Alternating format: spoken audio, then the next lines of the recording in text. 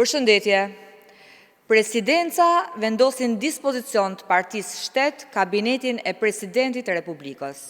Kjo është arsyeja që në datën 30 maj, grupi parlamentari PD paraqiti kërkesën e tij drejtuar presidentit për mos ndërhyrje të këtij institucioni në procesin zgjedhor dhe ruajtjen e neutralitetit politik nga ana e tij. Kjo kërkesë lidhej me emrin e Ilirian Rusmali, pjesë e kabinetit të presidentit Begaj, i cili mban njëherëzi detyrën e antarit të KAS, duke sjellë si pasojë shkeljen e dispozitave ligjore nëpërmjet cënimit të parimit të paanshmërisë politike dhe përfaqësimit të unitetit të popullit.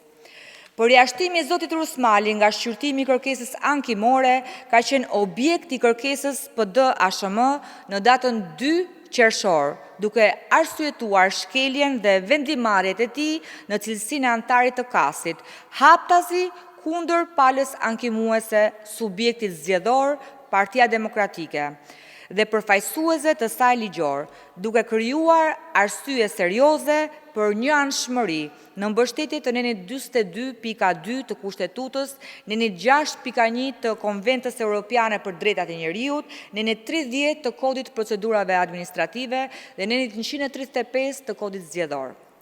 Kërkesa e mësipërme sigurisht u rrëzua nga KAS, duke mos pranuar përjashtimin e zotit Rusmali.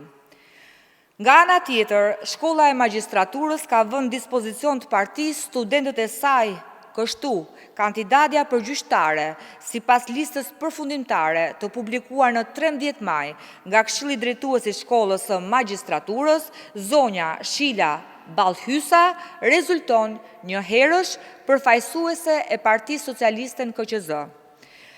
Prandaj, Partia Demokratike kërkon me urgjencë nga Presidenti i Republikës dhe Shkolla e Magjistraturës të distancohen me veprime konkrete nga këto palishmëri.